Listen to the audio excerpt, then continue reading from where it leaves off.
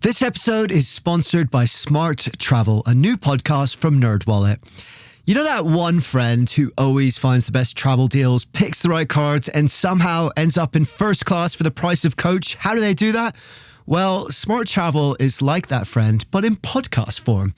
They cover all things travel finance, like which travel cards earn their keep and which are just heavy, shiny metal, and planning group trips that won't ruin your budget or your friendships. So travel smarter and spend less. That's the key with help from NerdWallet. Follow Smart Travel wherever you get your podcasts. Armchair Explorer is a part of the Voyescape podcast network. Check out all of their shows from around the world at voyescape.com.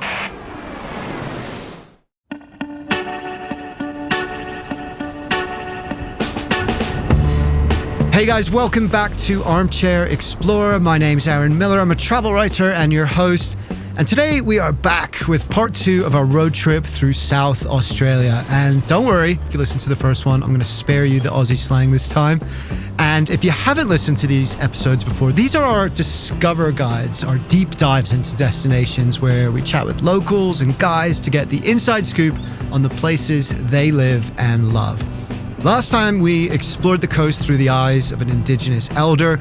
We visited hidden gardens, color-changing lakes, and ancient caverns. We experienced the ultimate 48 hours in the capital, Adelaide, and wandered Kangaroo Island with a Joey babysitter.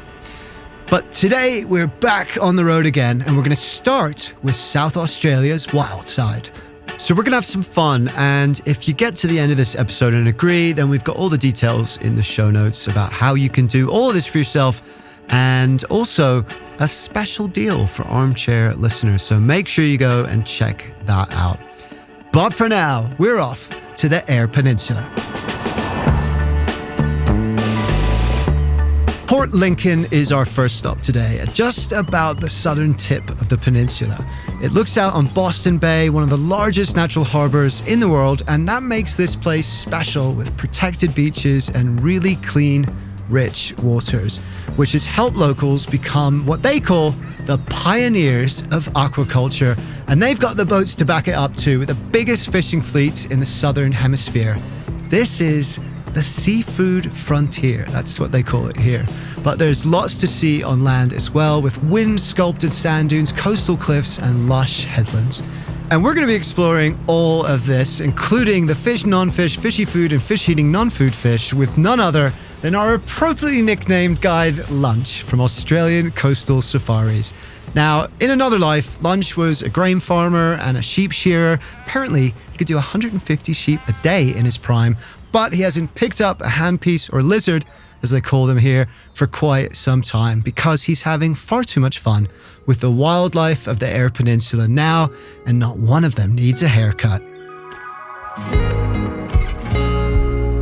Well, I'm looking forward to digging into the Eyre Peninsula, but I've got to ask, and I'm sure you've been asked this so many times, it's probably really annoying, but where does the name Lunch come from?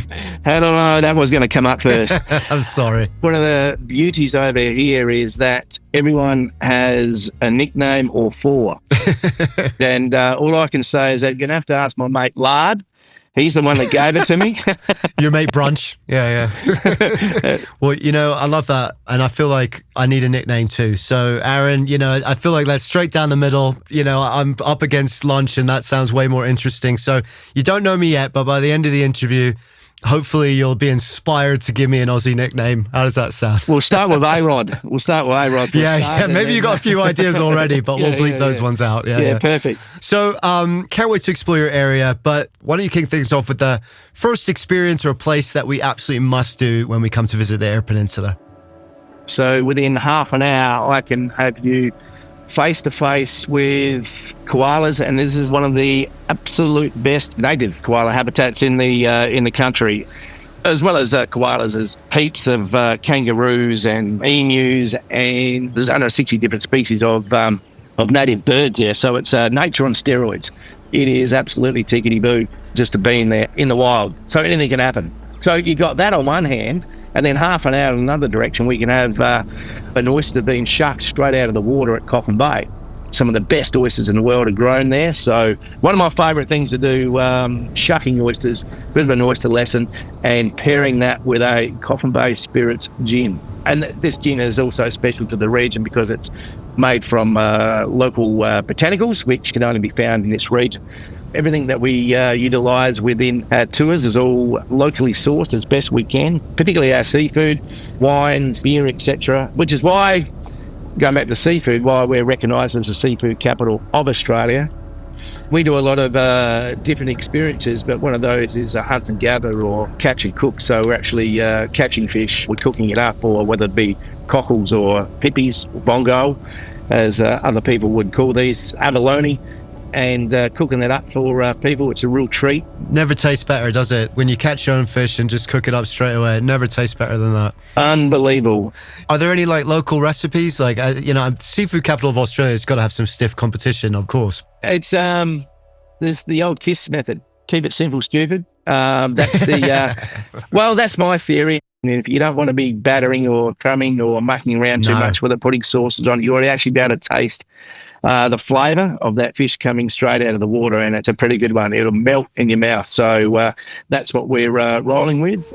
The other great things to do here, and this is probably one of the best things that you can do with a wetsuit on, is swimming with sea lions and dolphins. Oh, wow. They're the puppies of the ocean. They can come right up to you, and the more that you sort of play around with them, twist, turn, the more that they play with you. And there's a pod of resident dolphins there, and again, they're used to human interaction, and so even with their calves, they normally allow you around them, and when they seem to be gazing in your eyes, so to speak, and welcome you into the pod. That's what it seems like.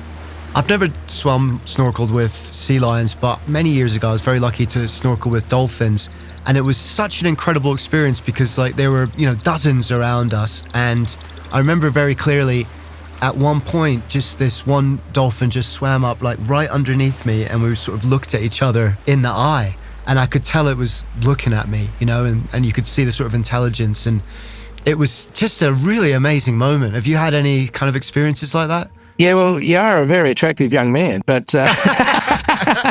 This is audio, so thanks for lying, yeah. I have my camera off, so yeah, he's just using his imagination.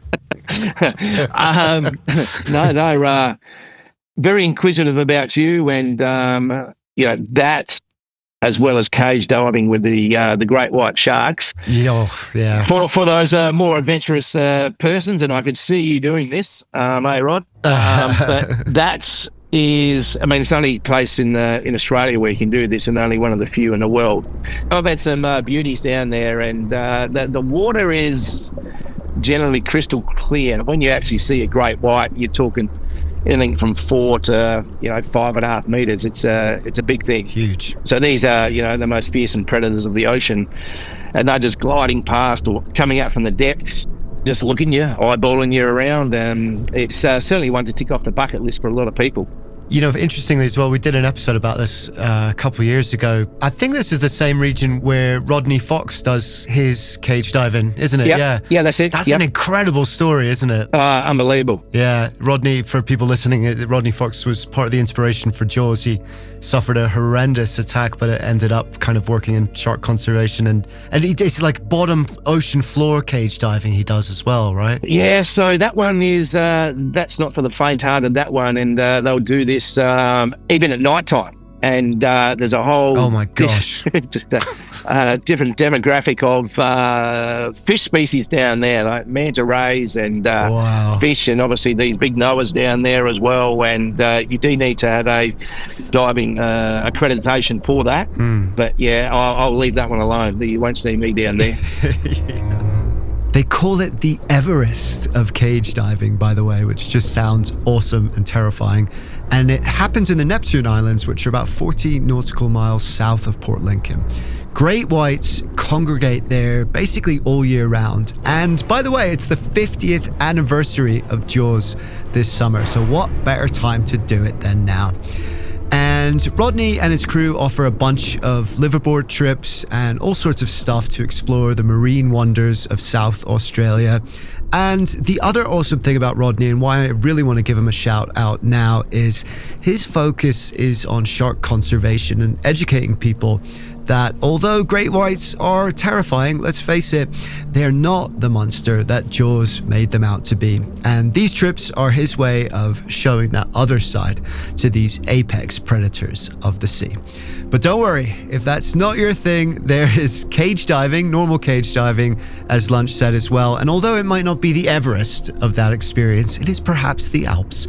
Or you could just stick to the dolphins and sea lions, and there's absolutely no shame in that. It doesn't matter how good looking you are either, by the way.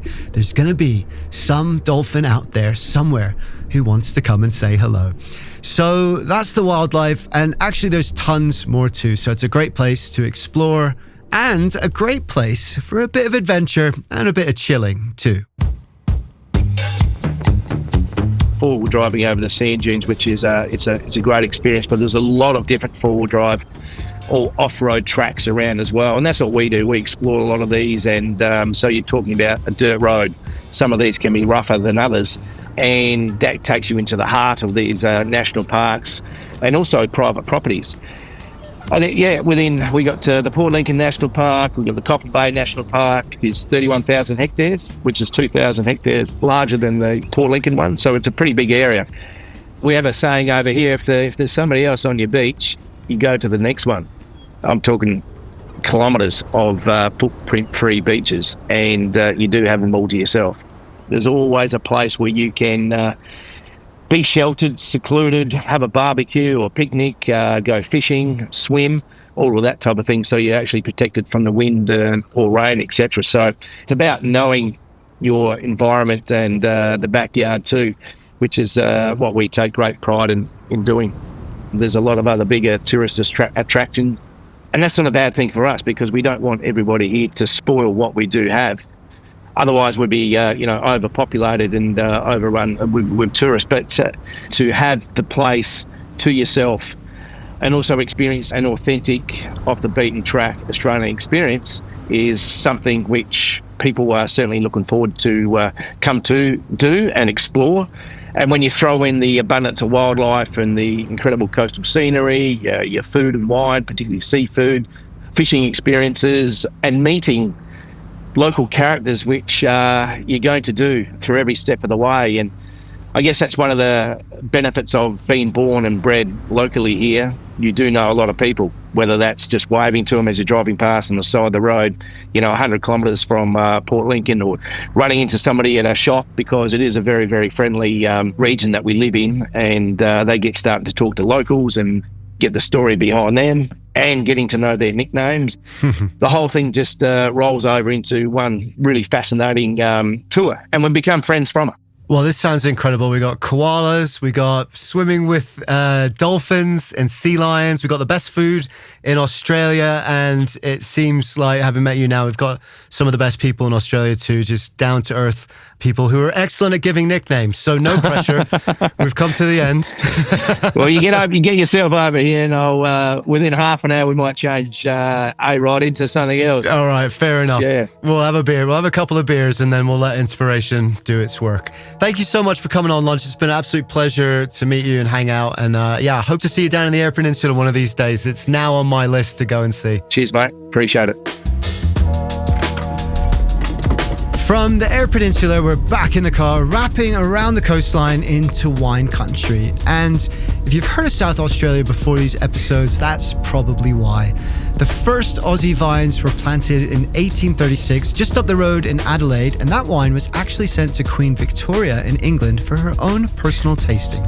Today, a full half of the country's wine is produced in South Australia, and we're sitting down with possibly the most well-adventured sommelier on earth. He's solo hiked the Himalayas, he's led night dives in the Caribbean, armies of scouts into the bush, expeditions in the jungle, and on top of all of that, he knows his swirls from his sips and his Grenache from his grapes. So we're going to call him Dessert. No, we're not. Enough of the nicknames. Here's Matthew Kirkhope from Small Batch Wine Tours.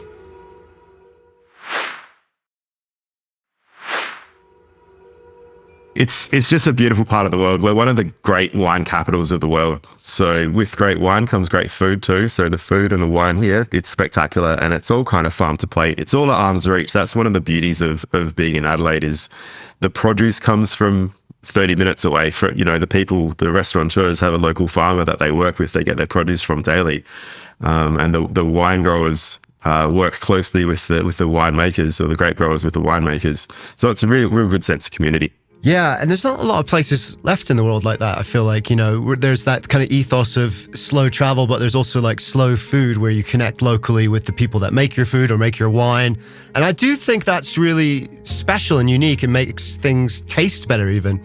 It's more of an experience. I mean, as a traveler, I've really tried to get off the beaten path to corners of the globe that people don't know about yet. A lot of people are inspired by what they see where others have been, and they'll often go there and they'll say, oh, it was just crowded and you couldn't get a great experience. But what I love about South Australia is you can get off the beaten path. You can get to meet with the winemakers or with the growers. You have an intimate, authentic, unique experience that no one else has had before. And they can go and tell their friends, look, this is something that I did that no one else has done before. That was really, really unique to me. As opposed to, oh yeah, I went to that same spot and got that same photo that you've seen on Instagram a million times before. And in terms of the region itself, like how would you characterize the wine from the region, and are there different kind of aspects and regions within that? Oh, absolutely. From Adelaide, if you head north, you get to the Barossa, you move closer to the interior. As most people know, Australia is just a big desert with people living around the fringes of that desert. When you go north, it's more tropical, and as you head south, it becomes more dry and more Mediterranean. So in the north, in the Barossa, it's our most well-known wine region. It's up there with Bordeaux and Napa in how famous it is. But the wines up there are really powerful, really intense. The heat, the concentration of fruit, it all creates these wines that are big and burly and boisterous and kind of aggressive at times. When you move further south, you get to McLaren Vale. It's a lot more Mediterranean. You've got these coastal breezes coming in, keeping the temperature a bit more moderate, both during the day and at nighttime as well. The grapes aren't as stressed, so the wines are a lot more just easily enjoyable. You don't have to put them down in the cellar for 10 years till they're showing their best. Some people call them weekday wines or a porch pounder. You don't have to think about it, just open and enjoy. And then there's the Adelaide Hills, which is half an hour to the east, which is maybe like New Zealand or parts of Germany with Riesling and Chardonnay and whites and crisp stuff. So no matter what you like, Adelaide's got it all right on its doorstep. Porch pounder wine. That's a new one for me, but I like that. Like weekday quaffable porch pounding wine. We call them smashable here in Australia. That's fantastic. It feels like you can go and taste quite a lot of different stuff, experience quite a lot of different things in a relatively close area. So talk me through, like, what are some of your favorite wineries or experiences that you go to? One of my driving forces of taking people out in the wine regions is getting them to better understand what the words on the back of the bottle and what the winemaking terms mean to them. Ultimately, we're trying to show them a wide variety of different styles so that they can go, oh, I prefer these new oaked, heavier, richer, creamy wines, or I prefer these lighter, fresher, earlier picked, lower alcohol wines, or I prefer white wines that have got texture. Trying to demystify a lot of the terminology because it's pompous a lot of the time, or it's magical, it's mystical, it's not really talked about. You don't learn about wine in school. You learn about wine from an expert, and then you feel nervous to ask questions and seem ill-informed. But that's what we try and do. Baselining a region, going and trying wines that the region's well known for at a well-known winery, but then going somewhere that is out of the box, left of center, doing things differently to look at those same varieties, but in a different light. And by showing contrast, people get to understand what these differences mean. And then they take that away from them. We don't just take people out to a region and get them drunk. I mean, that does happen. They get fed, they get drunk, they have a good time. They meet some local characters, but they also learn something and they take something back personal to them. Yeah, and I think, some people listening might have a preconception of a wine tour as something that you might have in like Napa Valley or something where it's a bit pinky up, I would say, like a little bit posh. But that's not really the case, right? Like going back to characters and people and those kind of smaller wineries and stuff, it's definitely a more down-to-earth experience, isn't it? Absolutely. I often say to people, if we fermented milk into alcoholic beverage, then people would be driving through cattle farms going, oh, this cow was raised on onions and this one was raised on carrots, and can't you taste the differences? And the rainfall here, this one's boggy soil and this one's sandy, and it'd be completely different. But because it's a farming region that is associated with really high prices, it's somehow flipped on its head. So we try and cut away all the faff and get people to really connect with the land, with the people, with the way things work and the reality of life. Getting dirty. We were at a winery where two people jumped in a bucket with grapes, and it was only about, 3 inches deep of grapes. And they're like, oh, hi, I'm making wine. Whereas my guests, they jumped in the vat. They were like up to their thighs in grapes, squishing around, having a great time. We talk about being an immersive experience. I don't mean literally like that, but sometimes it can happen, Oh, wow. So I wanted to kind of finish with something a little bit fun. You're an explorer. You've, traveled all around the world and you've guided all around the world. You're also a sommelier. So I'm wondering if we could kind of combine those two things and pair a wine with an adventure. So I'll tell you an adventure, I'll suggest one, and then you could tell us, like, what would be the perfect wine to go with that and why, and a little bit about the wine. Sure, let's do it. All right, awesome. So let's start with an ocean adventure. Maybe you're a diver, right? So maybe let's start with scuba diving. We've just done some amazing scuba diving. We've got the wetsuit, we tore the wetsuit off. What glass of wine is waiting right for us there? Oh, I think of Fiano, McLaren Val Fiano. It's a southern Italian variety that's really taking off in the region. It's crisp, you serve it chilled. It's kind of got these notes of the sea in it, so there's this little bit of saline to it sometimes that people get through, but it's a little bit heavier, a little bit richer than, say, a Sauvignon Blanc or a Pinot Gris, but it's not as big as a Chardonnay, so it wants food, it wants to be near the sea, and that just, you crack a bottle straight out the esky or straight out the cooler, and you can knock it back. That's perfect. Okay, next up, I thought we could do one with wildlife, and there's a lot of wildlife that we don't get to experience unless you go to Australia. So koala bears, after we've hugged a koala bear, we've seen the koala bears, what wine are you going to pass to us? Oh, look, with koala bears being all about the eucalyptus trees, then it has to be something like a Clare Valley Cabernet with those minty eucalyptus notes that really come through. That's an easy pairing. And koala bears are warm and cuddly, and a Clare Valley Shiraz probably now I'll be looking at, say, a 2016. It'd be plush, it'd be warm and cuddly, it'd have those eucalyptus notes, and you just want to settle into a couch with it and cuddle away. That's so good. That's brilliant. Great suggestions. All right, last one then is we're going to go to the outback. Let's say we've been hiking in the Flinders Range and we just come back to camp and you're waiting for us there. What are you going to pour us? Oh, this would have to be one of those porch pounders, because when you're in the middle of Australia, it can be quite hot. And so Grenache is king of McLaren Vale. It's an underutilized variety. It's an underappreciated variety, but it's really starting to take off these days. So it kind of presents like a Pinot, a little bit light, a little bit fruity. But if you make it in a semi-carbonic way, and it's a tech winemaking term where they basically put the berries in a big bag or a vat and they put CO2 over it, it kind of comes out with these strawberry flavors, and it's not as tannic, so not as dry on your palate. It's good for putting in the fridge, knocking a few degrees off. So in the heat of the Australian outback, having something that's a little bit chilled, that can go with whatever kind of nibbles you've got back at camp. That's McLaren Vale Grenache is the king. And this makes me think this would be the great way to start this trip too, because I always feel like once you get some of those little tasting notes, it's almost like your brain can now pick out those different flavors in a way that you maybe wouldn't be able to unless you had a really, really good nose. But once you get those little bits of information, then your experience of that wine is so much richer and deeper, isn't it?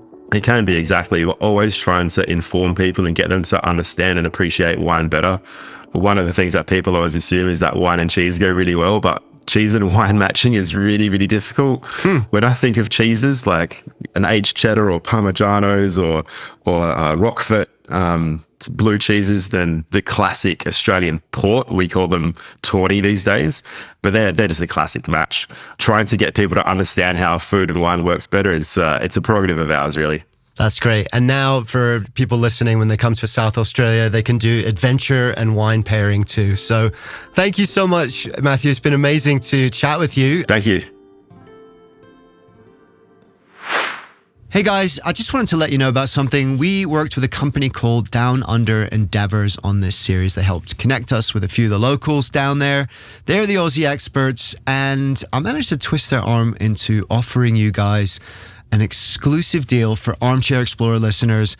And it's a really good one. You get $500 off your next trip, which is a massive saving. I'm sure that you'll agree with that. $500 is awesome. All you need to do is go to downunderendeavours.com/armchair.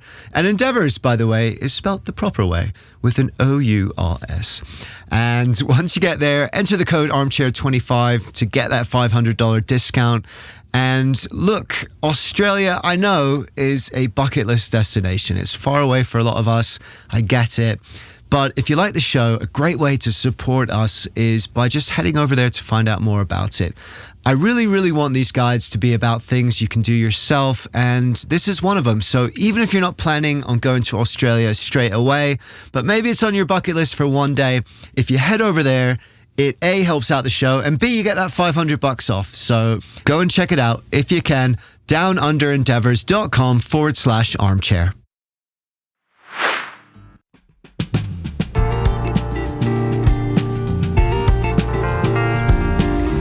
For our last stop today, we're driving deep into the outback for something completely new.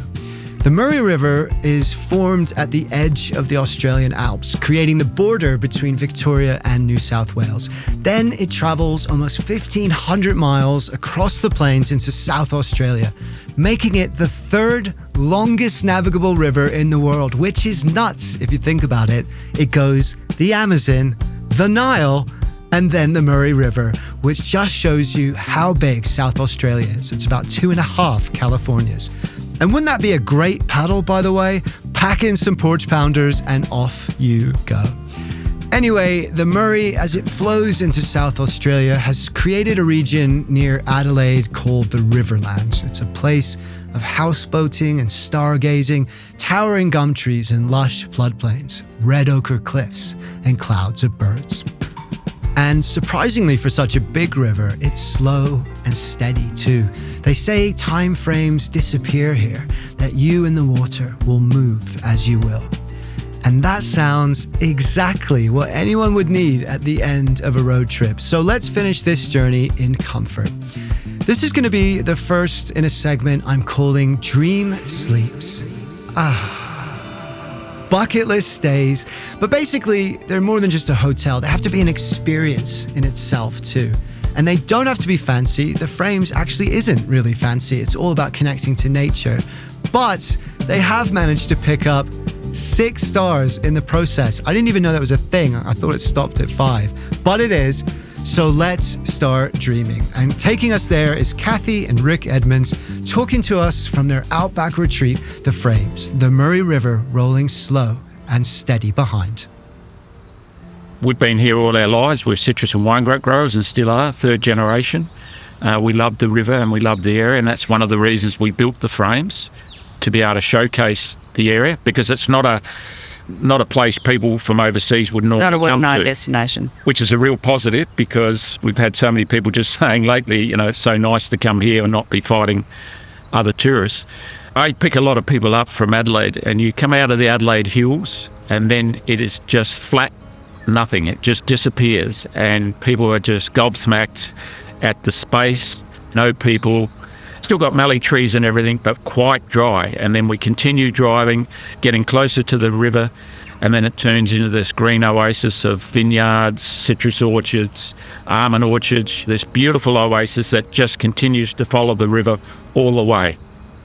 And the river gets in your blood, you know, and that's one of the reasons Kath and I love it. And we love ourselves going up river and just chilling out, relaxing, having a barbecue. We're always gobsmacked of how beautiful it is and how peaceful and relaxing it is. And the first night we normally do what we call a gondola sunset cruise, which is a beautiful 100-year-old wooden boat that we have that's been restored. And it has this beautiful little old motor. It just sort of plods along, and it's just got a real rhythm with it. It's just got class. You know, there's not many boats around like it. Yeah, we quite often just turn the motor off and just listen to the birds and stuff, and the emus, the kangaroos, the koalas, lots and lots of bird life. And very close up as well, you know, not in the distance. Sometimes the emus, they're very inquisitive. They come right up on the edge of the riverbank, pretty close to the boat, which is really cool. And they say this is the real outback. What's really special about our part of the river is, I mean, we've got the big wide river, but we get into these beautiful little creeks and billabongs, not much wider than our boat. Every corner is something different. We've got these beautiful river red gums that are on the side of the river all the way. They always change, different colours. We sort of go through lots of places like a tunnel of sort of foliage or limbs. You know, sometimes we're having to push those limbs away to get people underneath. So that's our first experience that we have. Then we have what we call a flavoured safari, which showcases the area, the food, the wine, but more particularly, it's the people.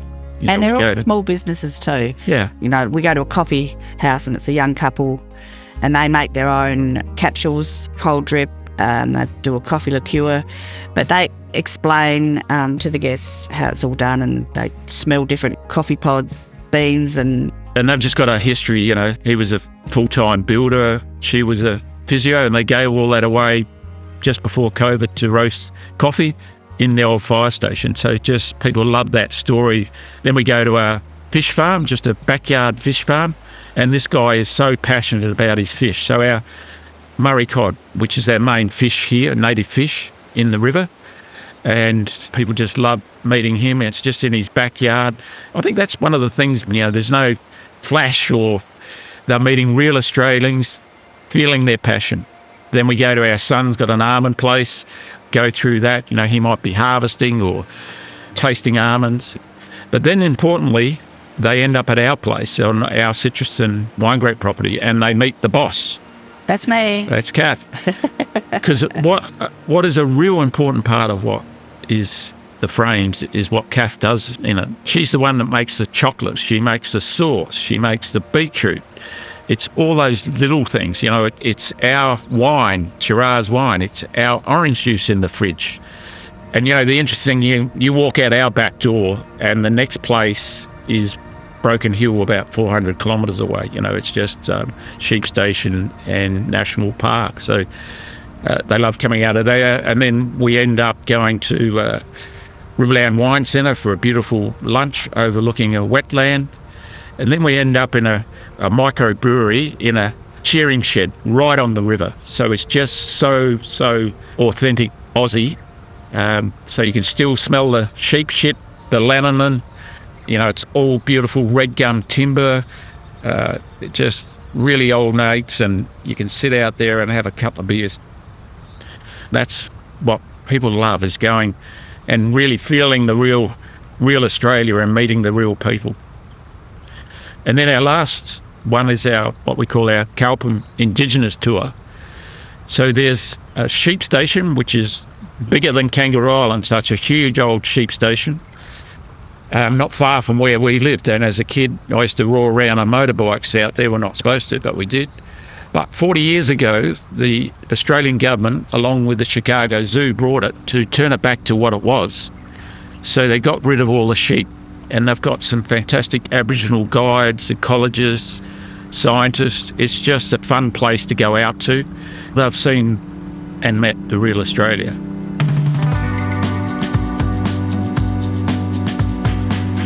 There's a lot of places that I'd like to visit in Australia. It's a huge country after all. But what I like about South Australia is it's got room to spread around. I love the idea of those footprint-free beaches, those wild, secluded places where you can swim eye to eye with dolphins, sip fine wine, surf down sand dunes, and probably all in the same day. This is the definition of slow travel. Somewhere to savor and take your time. Somewhere just enough off the beaten track to celebrate the simple pleasures, all to yourself.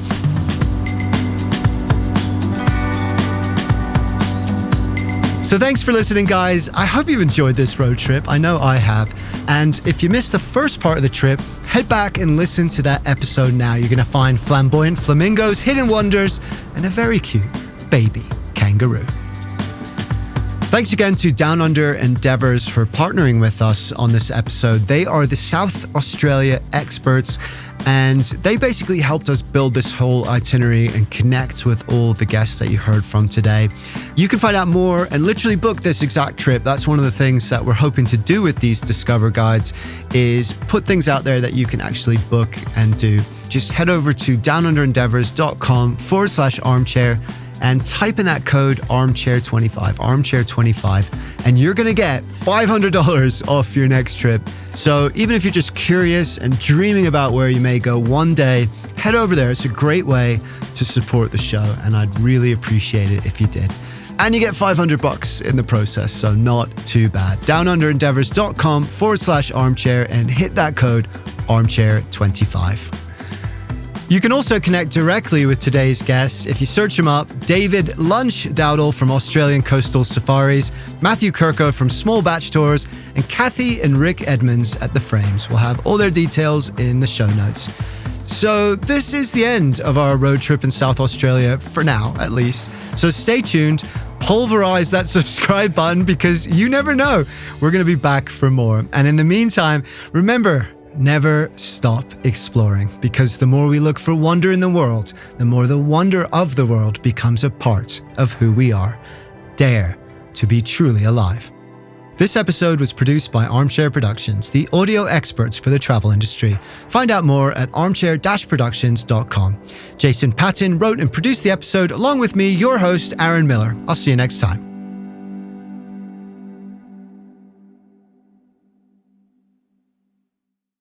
Quick question. Do you want travel tips from people who have actually been there? Our show is co-hosted by Tim Johnson, an award-winning travel journalist who's been to more than 145 countries around the world.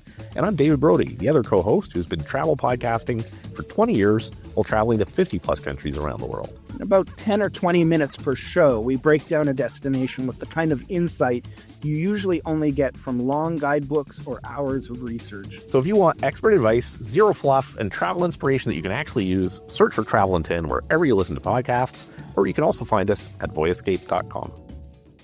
Hi, I'm Pauline Fromer, host of the Fromers Travel Podcast. We post new episodes weekly, detailing the kinds of money-saving tips and cultural insights that will make your trips richer without making you significantly poorer. We do so by interviewing real travel experts like TV host Samantha Brown, Fromers authors from around the globe, and such public figures as Free Solo's Alex Honnold. It's a fun travel party. I hope you can join us.